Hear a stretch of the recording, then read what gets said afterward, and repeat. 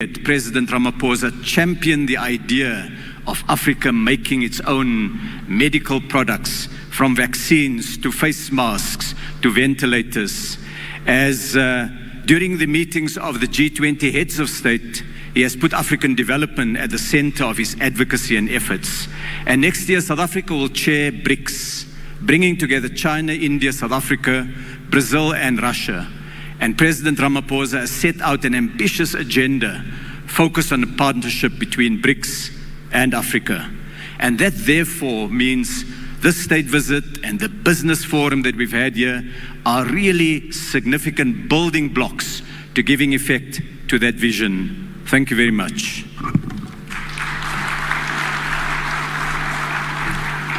Thank you, Your Excellencies.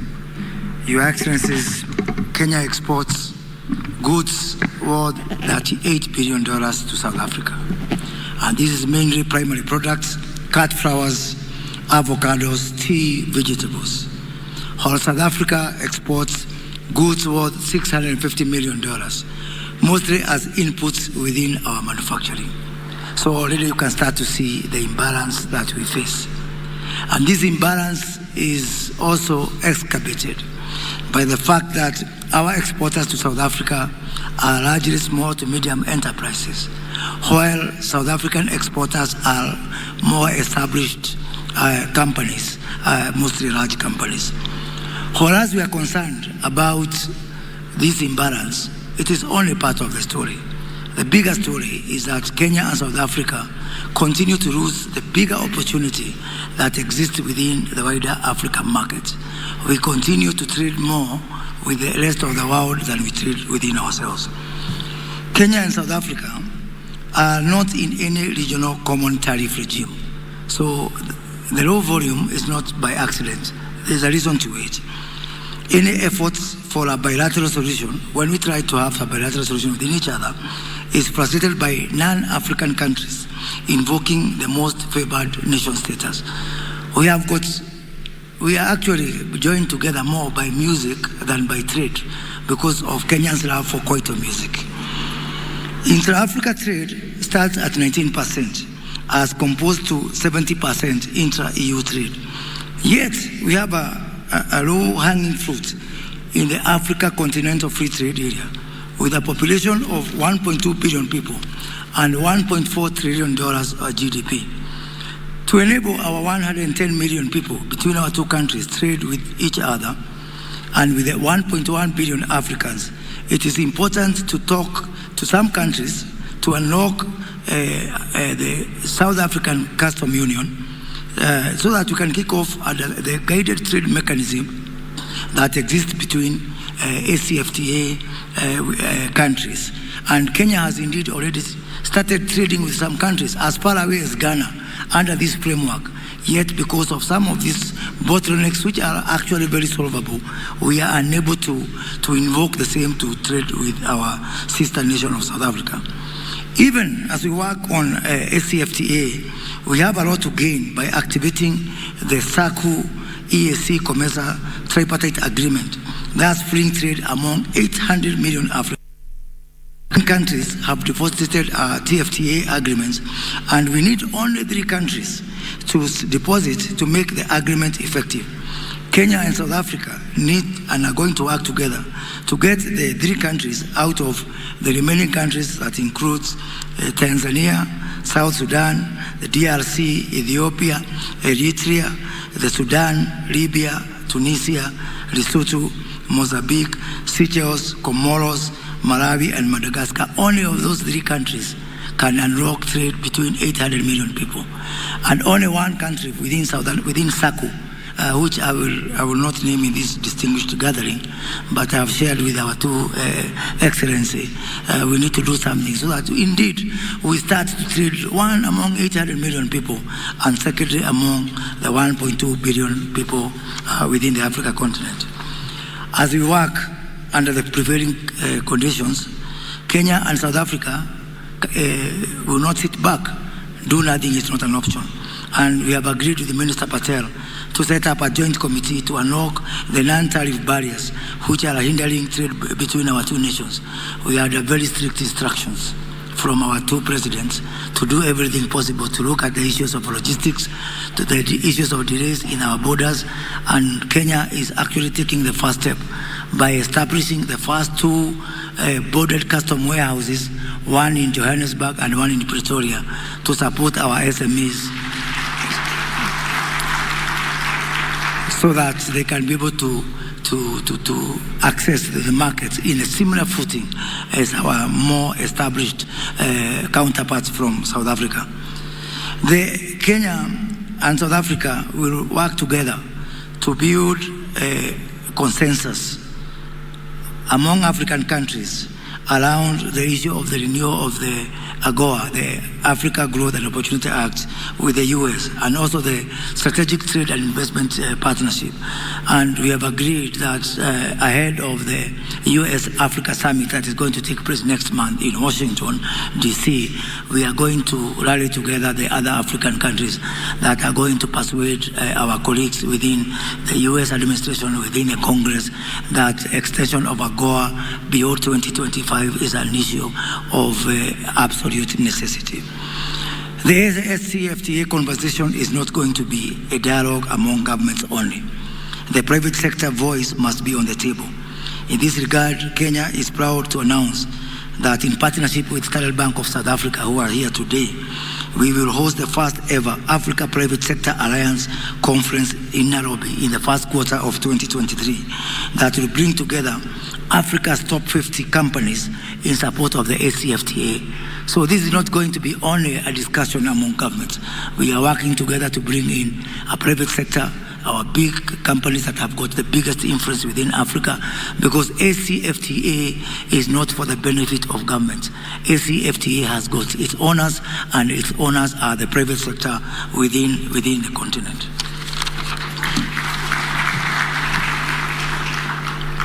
Your Excellencies, I'm a very proud person, and I'm a very happy person today. 8 days ago, on my second day of work, I woke up in Pretoria to meet my counterpart, Minister Patel. Today, you've made us proud. The bold and brave decision that you've taken on the issue of visas for Kenyans in South Africa, to South Africa, can only be taken by brave men. And on behalf of our governments, our people, and our business community, I want to congratulate you, because surely fortune favors the bold. I think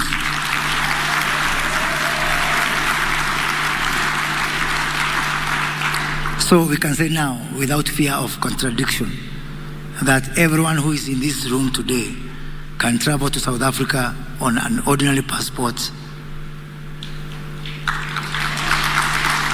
without a visa, just as those who came to join us from South Africa came without a requirement for a visa.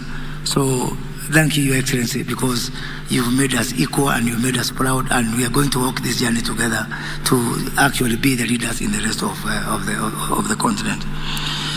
Coupled with trade, we are now determined more than ever before to deepen our investment partnership by our two nations.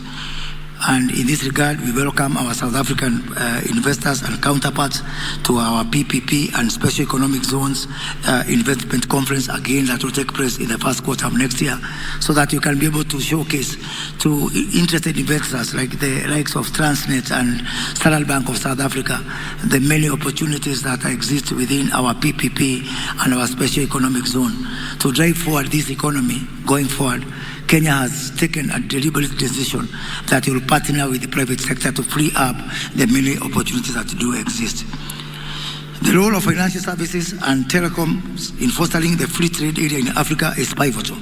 And Kenya welcomes South Africa financial institutions to set base in our Nairobi International Financial Center that will kick off shortly, and further welcome you to join our telcos in the setup of our joint smartphone project, which is undertaken by Kenya Telcos, and we have extended this invitation to South African telcos like MTN and Vodacom, so that we can continue mobile integration so that these are very important elements of fueling trade.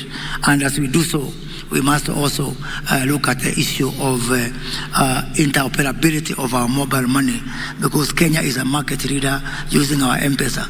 I look forward to going to South Africa and on an MTN, on a Vodacom network, being able to access money from my M-Pesa balance as a way of fueling African trade. Your Excellencies, the future of our continent lies in free flow of trade and investment. Kenya and South Africa have a cardinal role to play in this regard. We are the firstborns of free trade in Africa, and that comes with extra responsibility. We are equal to the task, and we are committed to this. Thank you very much, ladies and gentlemen. And now it is my distinguished pleasure to ask that we may be upstanding as I welcome the President of the Republic of Kenya, His Excellency William Ruto, to make his remarks and invite his guest, President Ramaphosa. Thank you very much.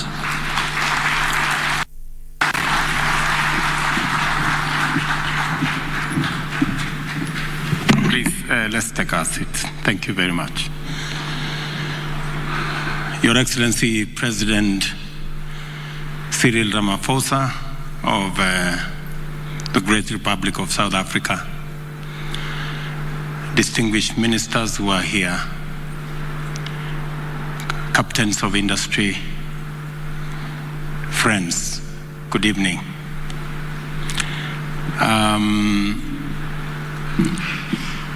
First, let me take this opportunity on behalf of the government and the people of Kenya to welcome our friends, the business community from South Africa to Kenya, and to let you know that while you are in Kenya, count yourselves to be away from home.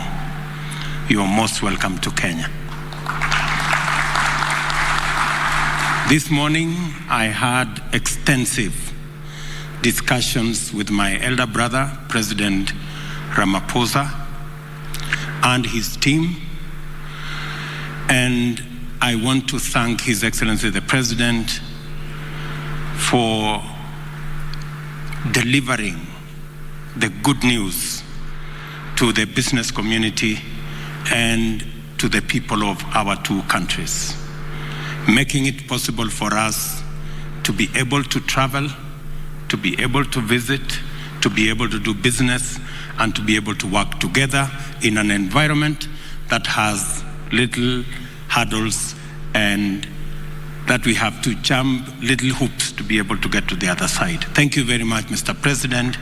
On behalf of the people and government of Kenya, we appreciate your gesture, your leadership, and your personal intervention in making sure that our officials are aligned so that we can work together. I just have two things to say to remind us. And I speak to the South African business delegation the way I do to our Kenyan business people. We are living in a continent that we have 1.2 billion people with a GDP of $2.7. We have the youngest population in the globe. This is a continent of great possibilities and opportunities. These opportunities and possibilities are hindered by bureaucracy, red tape, regulations, and many things that impede our collective progress. I told our teams earlier, we cannot share poverty, but we can share wealth. And we need to work together to create wealth. And we must eliminate the barriers, the hurdles. Our borders must not be walls. We must turn our borders from being hurdles to being bridges. We must turn our borders from being hurdles to being facilitative, so that we can do trade, we can do business, we can make investment, and we can move people, goods, and services freely in our continent.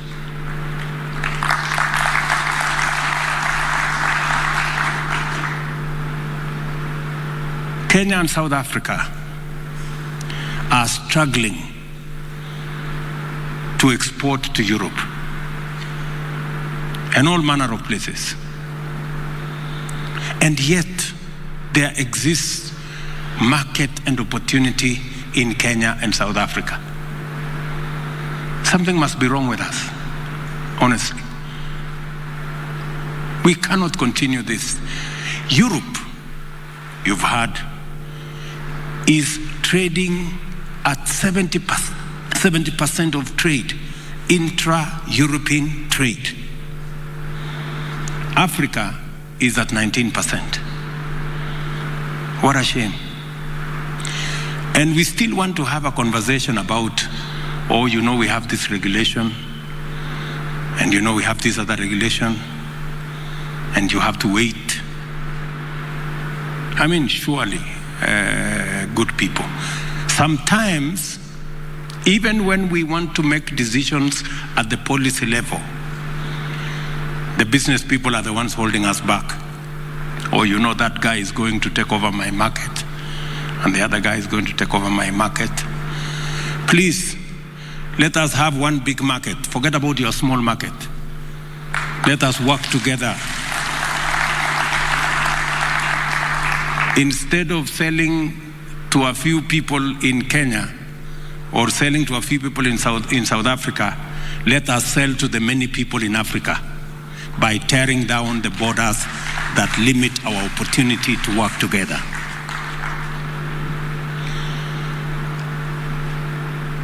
I want to thank President Ramaphosa for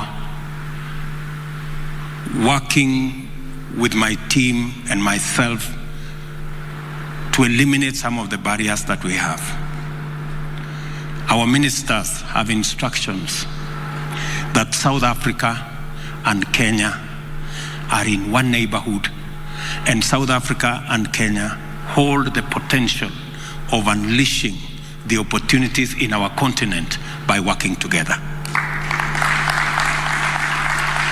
Combining the experience, know-how of the South African people with the agility and the innovation of the Kenyan people.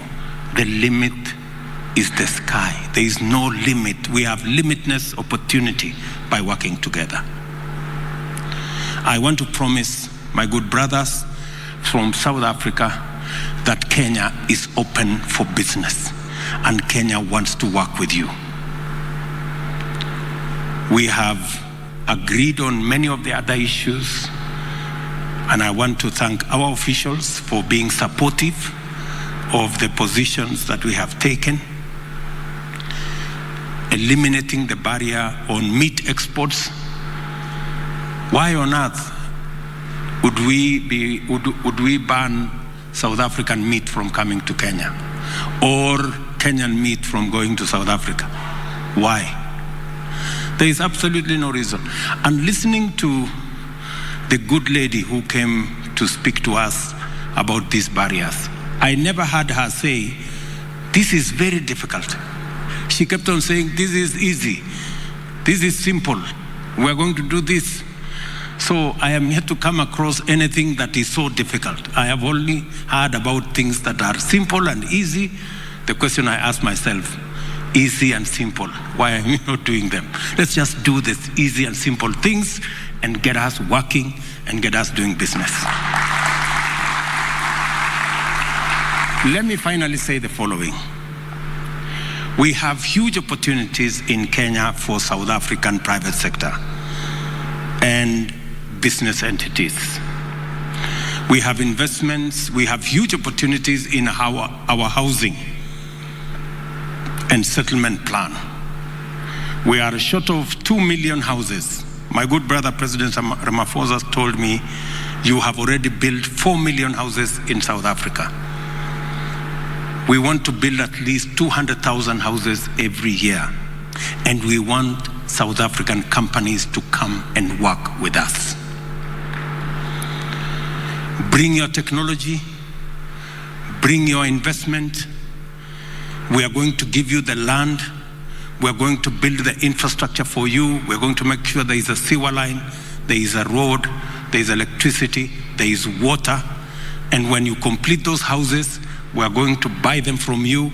As soon as you complete, you hand over the keys to us. We pay you, you go to the next project as we look for mortgage for our citizens. You have opportunity. You have opportunity in our water harvesting program. We have decided that we are going to work with the private sector to deliver on our water harvesting program. We have already lined up the first 100 big dams, which we want to build using a water purchase agreement instrument. Build the dam, we will buy the water from you, and we will underwrite the purchase of that water from any of the investors, from our good friends from South Africa. There is tremendous opportunity for you to co-invest with us and for us to give you opportunity to earn good rands, good shillings, maybe even dollars from our working together under the private-public partnership window. We have sound South African investments in Kenya, from DSTV to Standard Bank and all the other operations. And I was very pleased to see the kind of partnerships in the various companies that we went through here in the grounds down outside here between South Africa and Kenya, from textile to furniture to manufacturing to fintech companies. And I want to tell you that South Africa and Kenya hold the key to unlocking the possibilities in the continent of Africa. We need to work together. And between me and my elder brother, I want to promise you that we are going to open doors for you, not just in Kenya, not just in South Africa, but in the continent of Africa, so that we can leverage on your expertise, on the resources you have to open our continent and to unlock the potential of wealth in the continent of Africa. I want to persuade you that this is an opportunity like no other. This is an opportunity of our lifetime. And even in the face of the challenges that we face with climate change and all the other attendant drought, floods, famine, we can still position our continent not just as a victim of climate change, but actually as a place where we can play a role in resolving the challenge of climate change. We have enormous resources in the green energy space. We have huge opportunities from our young people and the natural resources we have in this continent. The opportunity is beckoning for us to work together, and it starts somewhere. And I want to pledge that it starts with South Africa and Kenya. Thank you very much for listening to me. It is now my very humble duty to request His Excellency President Cyril Ramaphosa to be able to make his remarks. Mr. President.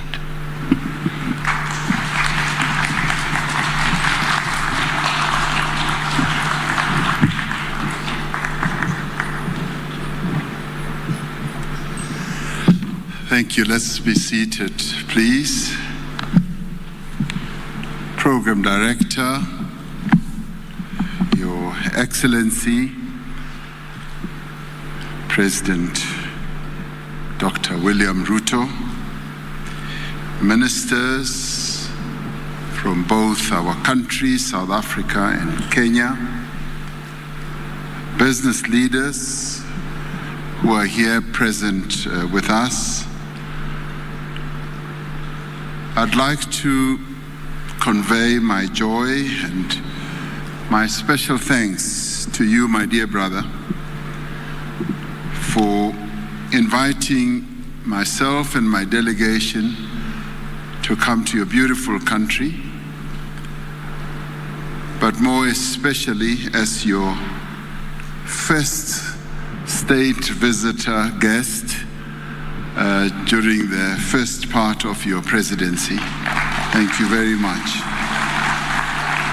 You've given us more than a warm welcome to Kenya.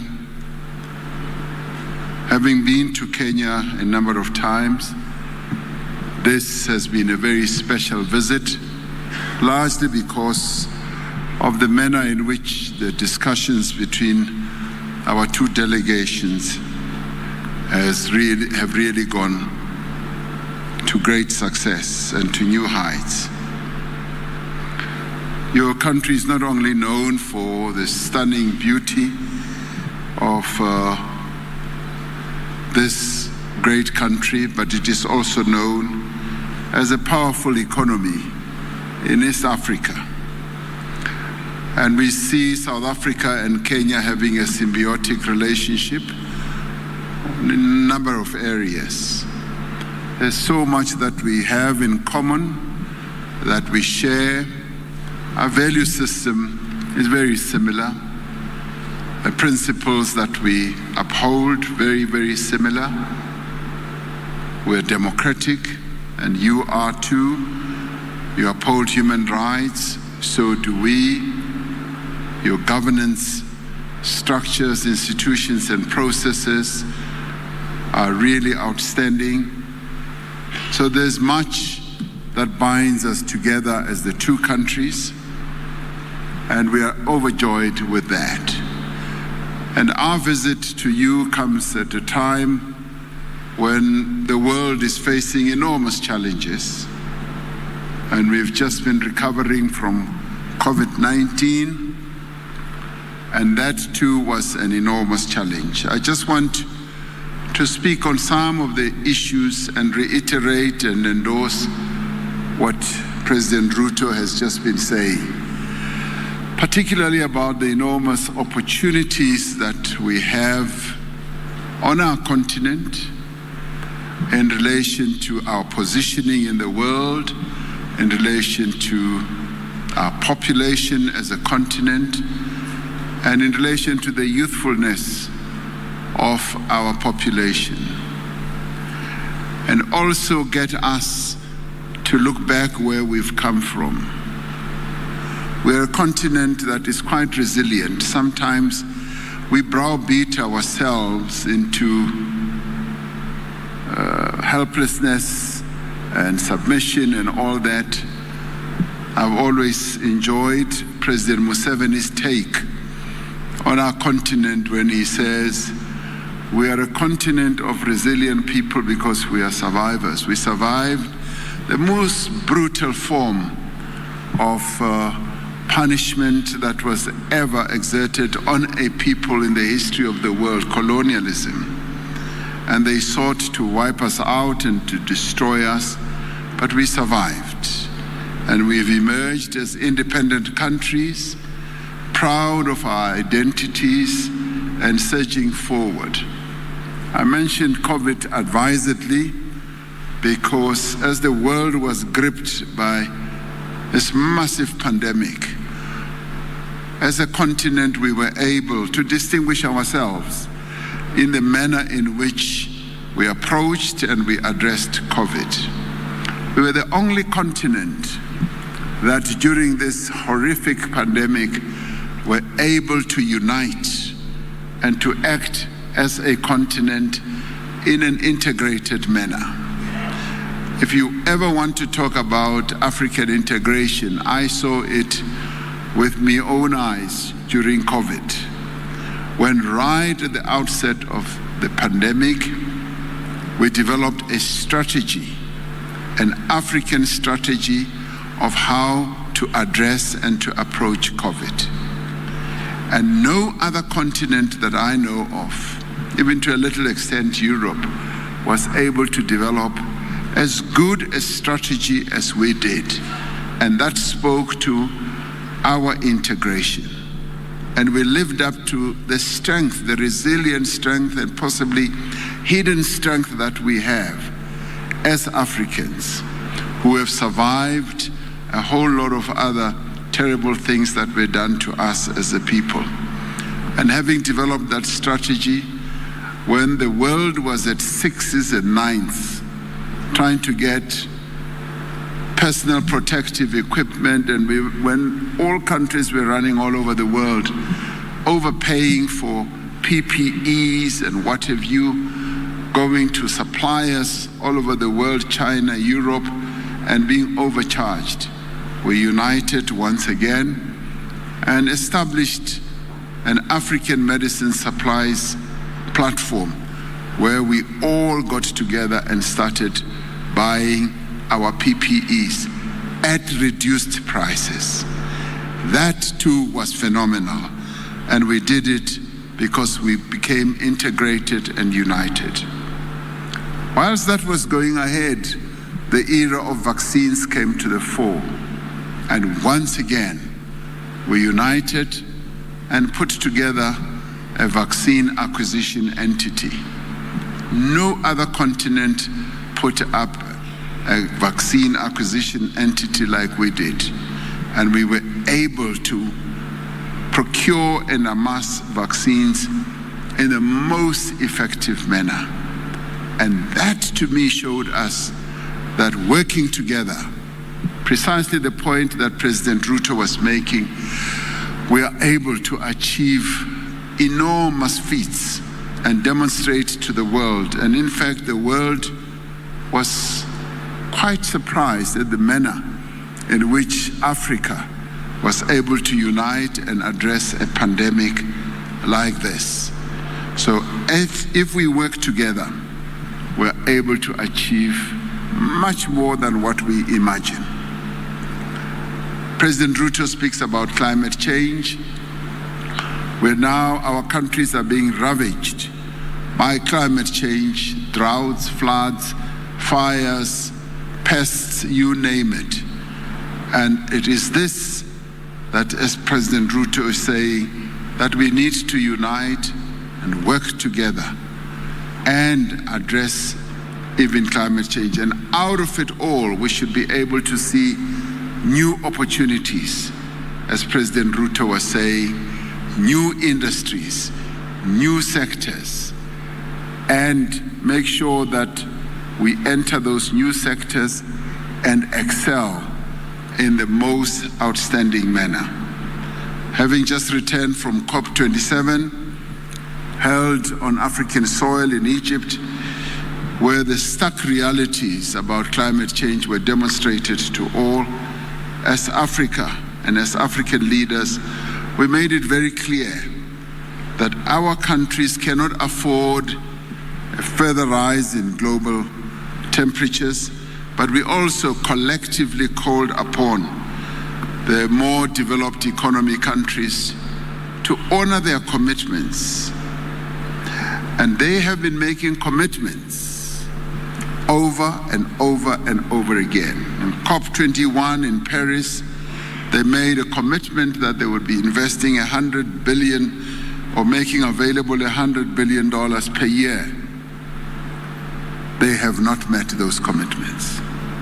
Now, collectively, a number of African leaders who were there, all of us, one message, several voices, we said, we want them to address the loss and the damage that our countries are suffering from. And once again, Africa is showing a great deal of integration of thought, effort, and articulation by saying to the world, we want you to address loss and damage. We are hardly responsible as a continent to the damage that has been done and continues to be done to climate, and we therefore want you, yes, to pay up.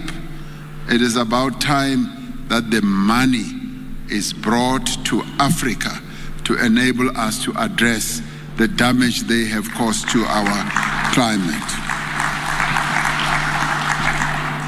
So, being here at this business forum, for me, and as President Ruto was saying, based on what we've been able to do in the past and the positions that we've collectively taken as a continent, it brings forward an important opportunity and message about what the business community should be able to do, working together with your various governments, for us to search forward to address the issue of integration.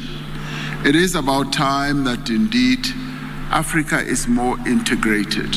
When we look, as President Ruto correctly said, when we look at other continents, especially Europe, their intertrade is up to 70%, and ours is a paltry less than 20%. And when you go into the markets that we have, as you go into our markets and when you pick up goods, I often begin looking where these goods are made. And I get appalled when I realize that goods that we could have made ourselves on the continent are imported from other environments in the world. And this is what we now need to live up to and address the issues that hold us back. What is it that holds us back? And here I speak to us as business and also as government. What holds us back seems to be fear. Fear of the unknown, where we almost fear our own shadows and are worried about surging forward, confronting those shadows. Today, we were able to announce, for instance, that there should be visa-free travel between South Africa and Kenya, by Kenyans going to South Africa, that you no longer need to have a visa. Now, I'm able to say, what has always held us back, I was saying to President Ruto, is a fear. We possibly, as well, as South Africans, we were afraid that by opening up the doors of South Africa to Kenyans, we are afraid that in will come all those undesirable elements that just want to transgress our immigration laws and so forth. And today we were able to say, let's ditch the fear. Let's open up South Africa to Kenyans to come to South Africa so that you can come and do what? And trade with us. You can come and do business. You can come and be tourists. Yes, you can come and learn. Many young people want to come to our learning institutions. There are many people who want to come, yes, to our hospitals. There are many people who do want to come and visit their friends and relatives. And today, that's precisely what we've done. Got rid of that fear and to enable us to triumph over fear.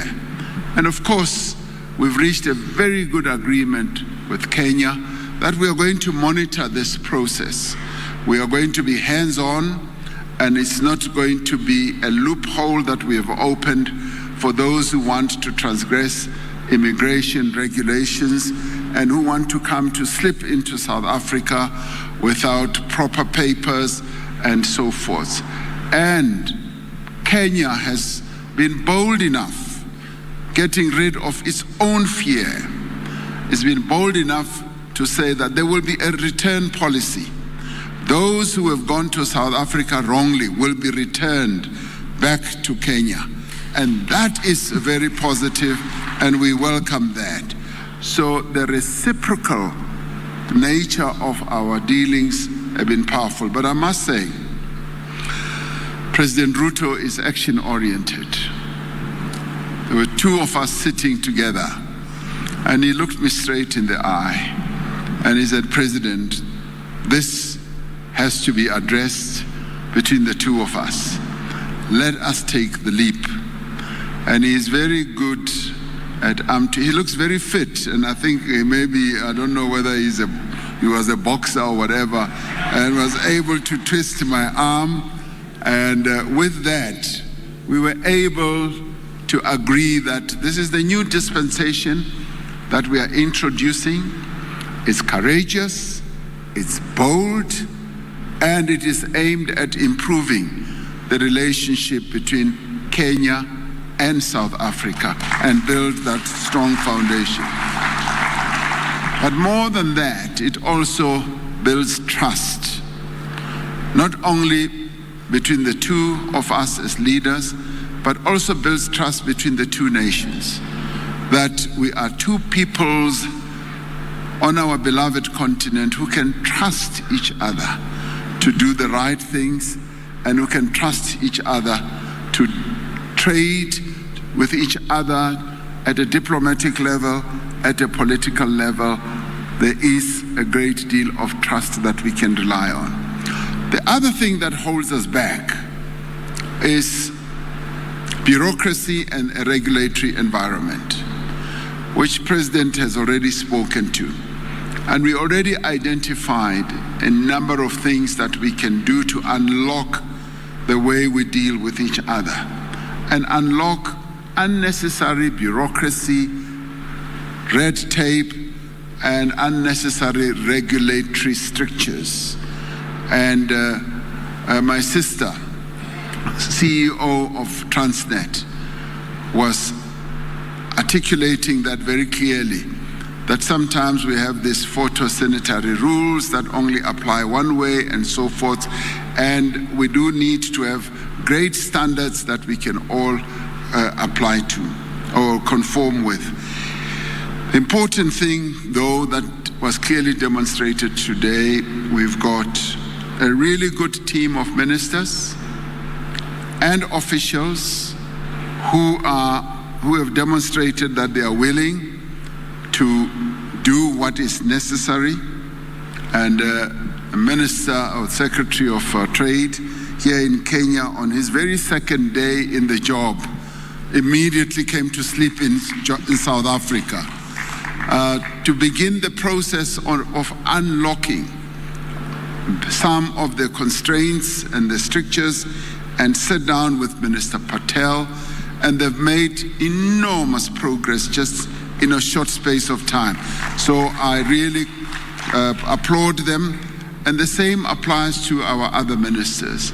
So we've got ministers on both sides who are determined to improve the relationship between South Africa and Kenya, so that we are able to capture the opportunities that lie ahead.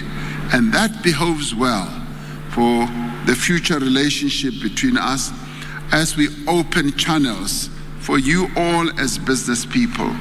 Now, I'm particularly pleased that there are so many of you who have come here from both South Africa and here, and we hope that you will be able to move from the contacts that you are making to contract, because the opportunities are many. They are even unimaginable. And all we want to do is to open those opportunities, because our continent is hungry. It has a great appetite for industrialization, and it has a great appetite for new investment in factories, in logistics systems, and I'm very pleased to hear that Kenya is going to set up warehouses in South Africa for Kenyan goods that must come into South Africa. We welcome that and we are open to that. Before coming into this meeting hall, President Ruto was ushering me through the various stalls that were here, and he's a very good salesman. He was, all morning he's been trying to sell me Kenyan tea, Kenyan coffee, avocados and all that. So as you see me, I'm full of tea as it is now, of Kenyan tea. So the opportunities are enormous. And as he was speaking up the opportunities, I want to reiterate that indeed we just see great opportunities. And opportunities that straddle between the private sector, opportunities as well as the public sector. Opening up the Kenyan market for both our state-owned enterprises as well as our private sector. But similarly, President Ruto, I'd like to say, we want to open up also South Africa's market for your goods and services, and indeed for your public sector companies that can come to South Africa to do business. So in the end, it should be a two-way process. I was also particularly pleased to see a stall where medical products are also manufactured here, which speaks to precisely what I was saying earlier, where we were able as the African continent to push the world to get us to manufacture our own vaccines and to push the world, the WTO and so on, where we said we want to be able to manufacture therapeutics and diagnostics as well. So it was a joy to see a company here in Kenya that is already making that. We've had enormous breakthroughs. And as we make these breakthroughs as government, we are saying we want the private sector to follow in suit so that you notice and see all these opportunities that can be capitalized on. Now, the Africa Continental Free Trade Area is another great opportunity. Despite the little hurdles that are in place where we are supposed to get a few countries to unlock the full-blown implementation of the Africa Continental Free Trade Area, and we are going to do that. In our own neighborhood, we have to get Lesotho to come along, the country that you didn't want to mention. We will do so. And in your own region, you've got others. Now imagine the two economies. And let's not forget that Kenya and South Africa, Kenya is a very big and vibrant economy in East Africa. And South Africa is a big and vibrant economy. So we link the two regions in the world. And I've often said we link with Nigeria, we link with North Africa, and the continent is our playground. And that's exactly where we want you as businesses to play. So the quest that we have and the dream that we have, and imagine we also started it during COVID, but we also immediately started saying we need to scale up. We can't be running after a number of countries around the world and say when we are sick, we want you to supply us with vaccines and syringes and therapeutics and so on. We've got to make our own. This is Africa's century, and we must capture it and demonstrate to ourselves and those who will come after us that we did take up the opportunities. And now we've already demonstrated that we can. We can make vaccines here on the continent. The agreement that we got the world to start focusing on is to say there are a number of countries on the continent. South Africa is one, Kenya is one, yes, Rwanda is one, Senegal is another, Egypt is another. We can make our own vaccines. Just open up the regulatory strictures in the world. And that we have achieved. We're now pushing for therapeutics and diagnostics. And I think we will succeed if you, as business people, demonstrate to us that you are willing, ready, and prepared to take up all these opportunities that we are making. They're opening up. So that's the question of fear. We must get rid of the fear that we have, and the regulatory strictures we will take care of. So the opportunities are enormous, and I'm really glad that we can have this opportunity for me and President Ruto to come and hear your report. It's a very good report. It's a positive report and forward-looking. It enables us to unlock opportunities for trade between our two countries, and we will want to take further steps to increase overall trade. We already heard that trade can scale $1 billion, and it can go even, between our two countries, it can go even further. And when we talk about trade, when I talk about trade, I'm not talking about one way. It's not only South Africa to sell, it's for Kenya to sell. I want to see Kenyan tea and coffee in South Africa as well. So we want to open our market, and we also want to open up investments. On the public side, President Ruto has already said, in housing, where, yes, we have developed a really good and special skill. We've built 4 million houses, and you need 2 million. We can work together. But in working together, we want also to build capacity to transfer the skills and the capabilities, so that as Kenya, you can also come and build houses in South Africa in time to come.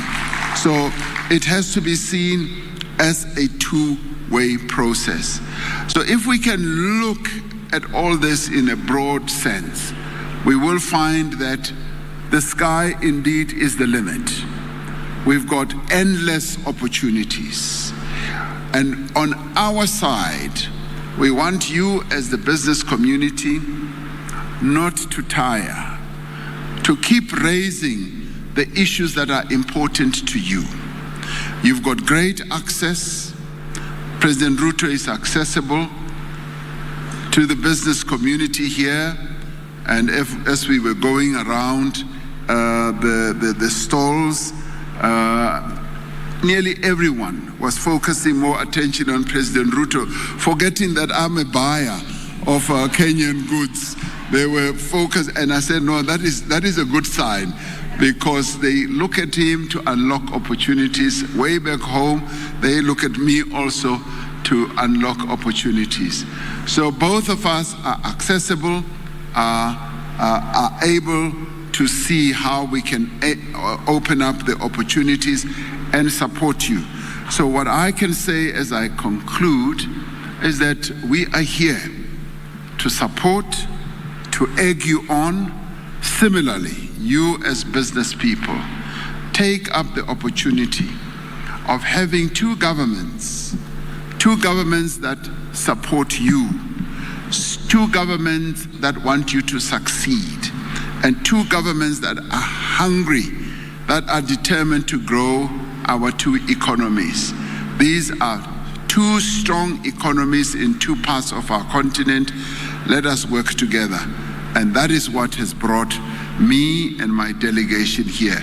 And I'd like to thank you for being here and also for reporting to us as well as you have. Thank you very much.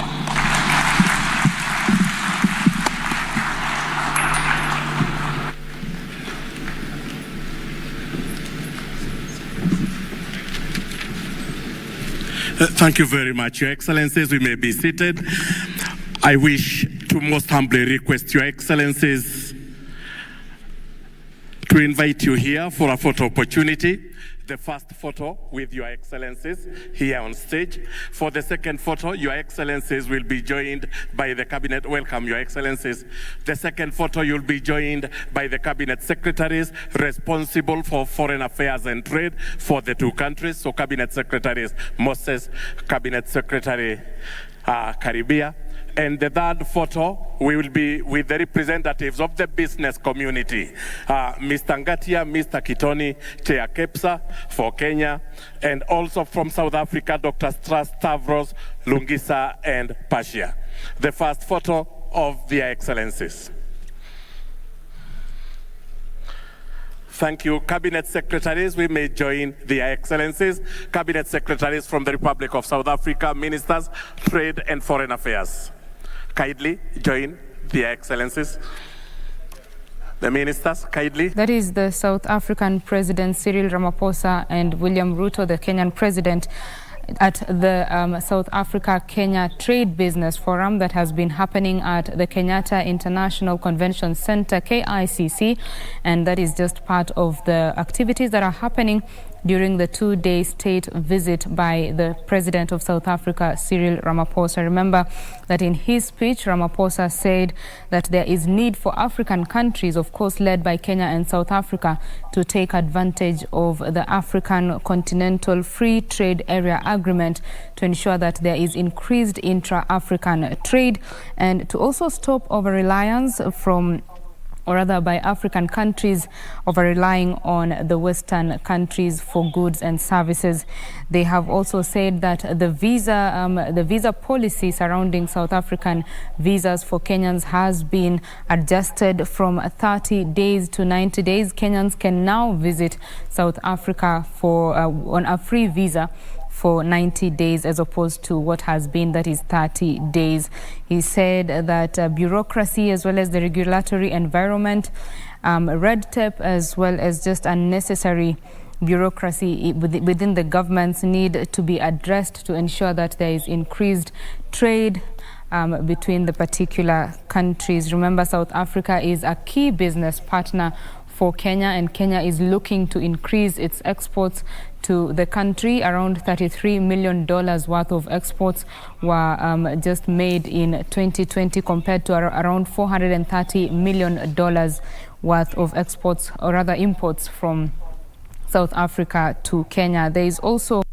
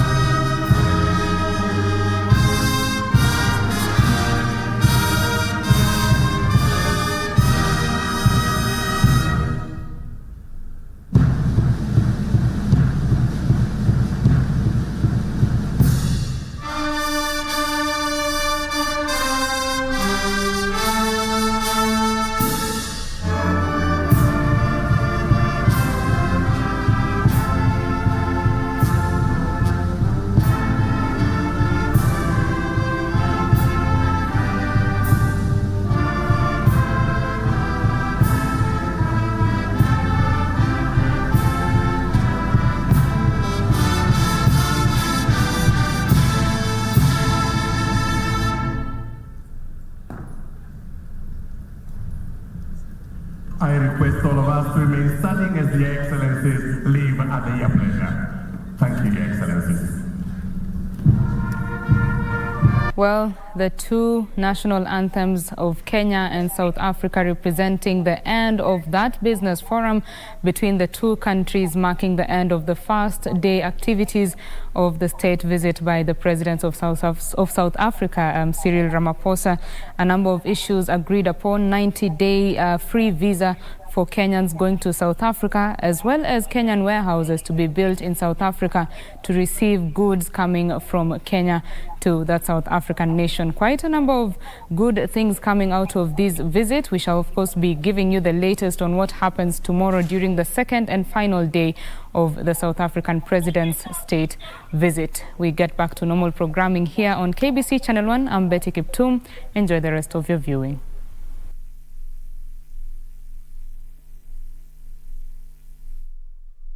From these people. There are days when you think, oh, leo na deserve, so order a Glovo. Days when plans inachelewa, what if you order a Glovo? Or days when you can't control everything. Or yes, because on Glovo you can order anything you want.